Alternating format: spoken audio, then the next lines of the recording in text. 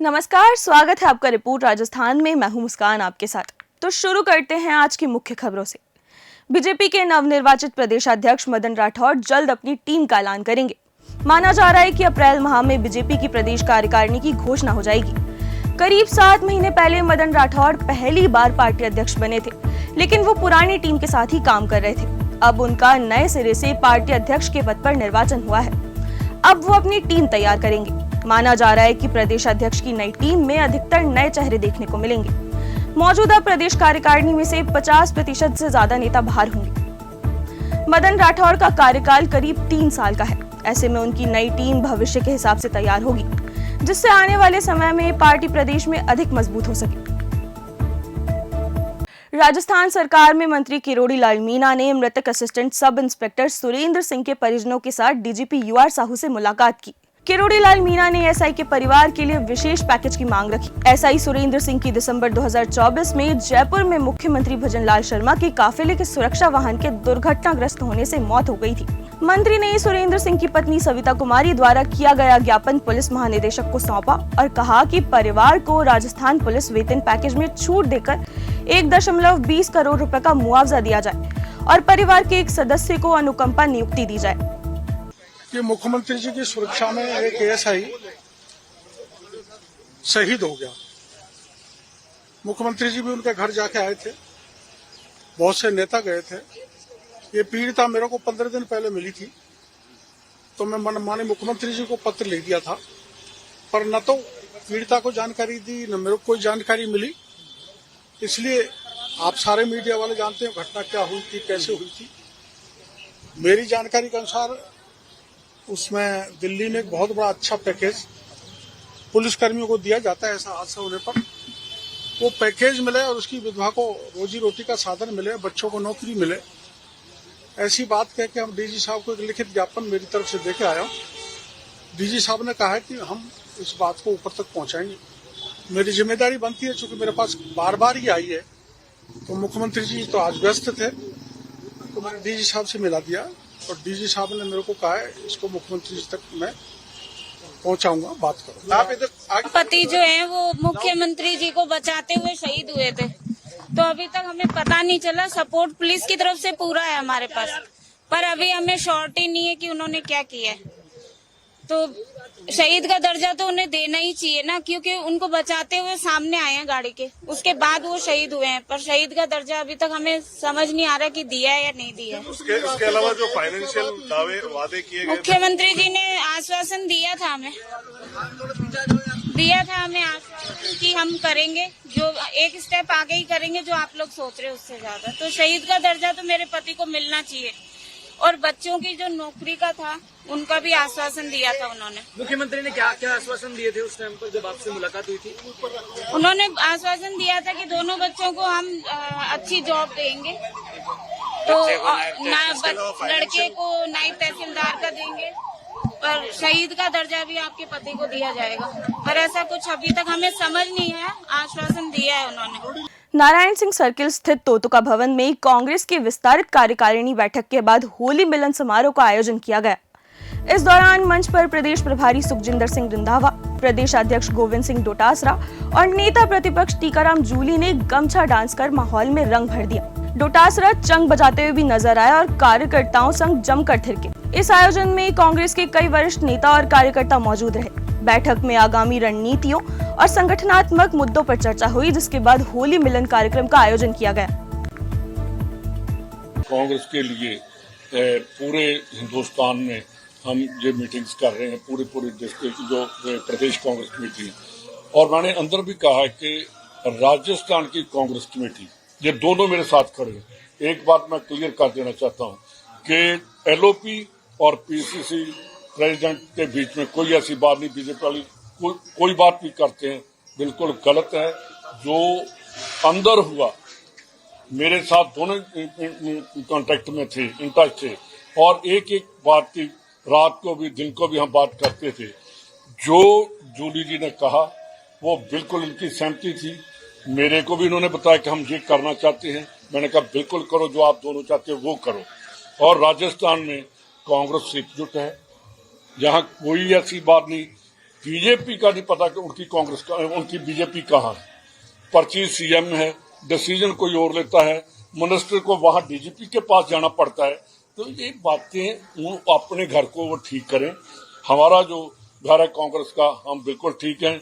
और मैं बड़े मान के साथ कहता हूं कि पूरे इंडिया में अगर कांग्रेस सबसे ज्यादा मजबूत है तो मेरे राजस्थान की जो कांग्रेस है वो सबसे ज्यादा मजबूत है।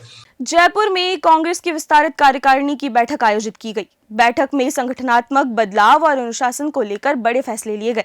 बैठक में संगठन के स्तर पर नए जिलों के गठन का प्रस्ताव पास किया गया, जिससे राज्य में अब कुल 50 जिले होंगे। इसके अलावा सीकर और भीलवाड़ा में 2-2 जिलाध्यक्ष नियुक्त किए जाएंगे। कांग्रेस ने संगठन को सक्रिय करने के लिए नया नियम बनाया है। अगर कोई पदाधिकारी 3 बैठकों में गैर जाहिर रहता है तो उसे हटा दिया जाएगा और नए लोगों को मौका मिलेगा। पीसीसी चीफ गोविंद सिंह डोटासरा ने कहा कि अनुशासनहीनता बर्दाश्त नहीं की जाएगी। जो नेता दूसरी पार्टियों से संपर्क में है उन्हें कांग्रेस से बाहर कर दिया जाएगा। बैठकों से नदारद रहने पर पदाधिकारी हटाए जाएंगे।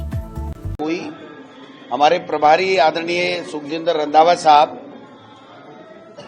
के आदेश पर हमने ये बैठक बुलाई थी और इस बैठक में संगठन को कैसे मजबूत किया जाए, कैसे जो वैकेंट पोस्ट हैं उसको भरा जाए, कैसे बीएलए की नियुक्ति शीघ्र हो, कैसे मंडल स्तर के ऊपर, ब्लॉक स्तर के ऊपर, प्रकोष्ठों में, डिपार्टमेंट में कहाँ रिक्तता है उसको कैसे जल्दी से जल्दी भरा जाए, कैसे प्रशिक्षण शिविर हमें आगामी दिवस में कहां से शुरू करके कहां प्रशिक्षण शिविर लगाने हैं, हमारी विचारधारा को आगे बढ़ाने के लिए, मजबूत करने के लिए।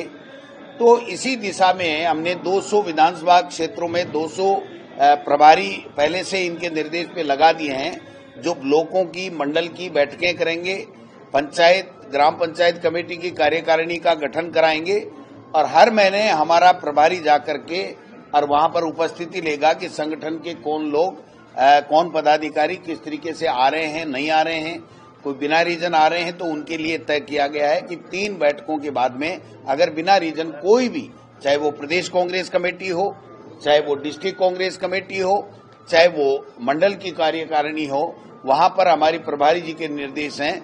आज ही हमें निर्देश दिए गए हैं कि वहां उनकी जगह नए लोगों का चयन करके और नए लोगों को काम करने के लिए काम सौंपा जाए।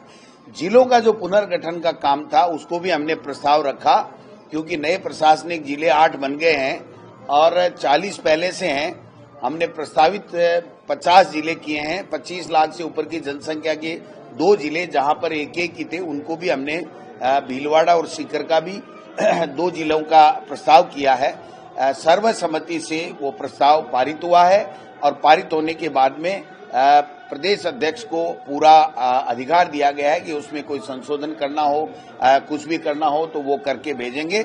और मैंने 4 व्यक्तियों की कमेटी प्रस्तावित करूंगा मैं आज रात को ही प्रभारी जी के, तो वो 4 आदमियों की कमेटी, 4 नेताओं की कमेटी उसको और देख लेगी, एक बार वेरीफाई कर लेगी और उसके बाद में हम एआईसीसी में देंगे। जयपुर में कांग्रेस की विस्तारित कार्यकारिणी की बैठक आयोजित की गई। बैठक में संगठनात्मक बदलाव और अनुशासन को लेकर बड़े फैसले लिए गए। केंद्रीय राज्य मंत्री भागीरथ चौधरी ने कहा कि बीजेपी के लिए राष्ट्र प्रथम है। पीएम मोदी के साथ साथ बीजेपी शासित राज्यों को मुख्यमंत्री भी इसी विजन के साथ काम कर रहे हैं। कर्नाटक में कांग्रेस की सरकार द्वारा मुस्लिम ठेकेदारों को सरकारी टेंडर में 4% आरक्षण देने के प्रस्ताव पर भागीरथ चौधरी ने कहा कि कांग्रेस देश में भाईचारा मिटाने का काम कर रही है। ये फैसला दुर्भाग्यपूर्ण है। भगवान उनको सद्बुद्धि दे। वो पीएम मोदी के सबका साथ सबका विकास के मूल मंत्र पर सरकार चलाएं, तभी देश का कल्याण होगा। प्रधानमंत्री मोदी जी का नारा है सबका साथ, सबका विकास, सबका विश्वास, सबका प्रयास। आज और प्रधानमंत्री मोदी जी ने कहा है इस देश में 4 जाति है। इस देश में 4 जाति है, एक गरीब, एक किसान, एक महिला, एक युवा। इसमें सभी आ जाते हैं, सभी जाति, धर्म, छत्तीस कौम सब आ जाती है इसके अंदर। और सबका विकास की बात किस प्रधानमंत्री जी का सोच है। और चाहे इस देश में 2014 में प्रधानमंत्री बने, उन्होंने शौचालय की बात करी, उसमें कोई जाति, पार्टी, धर्म देखी क्या?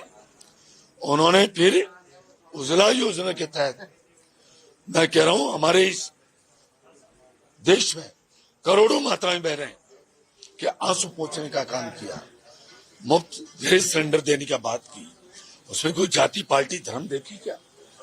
उन्होंने, मैं कह रहा हूं, प्रधानमंत्री आवास योजना, उसमें उन्होंने कभी पार्टी जाति धर्म नहीं देखी। किसान सम्मान निधि देने का काम किया, उसमें कोई जाति पार्टी धर्म नहीं देखी। जल जीवन मिशन चलाया, उसमें कोई जाति पार्टी धर्म नहीं देखे। और तो दुर्भाग्य है, हम इस धर्म को ये देंगे वो देंगे। मैं कह सकता हूं ये तुष्टीकरण की राजनीति है, ये अच्छी नहीं है। हम सब भारतीय हैं, चाहे किसी धर्म को अपनाने वाले हैं, हम सबका विकास होना चाहिए।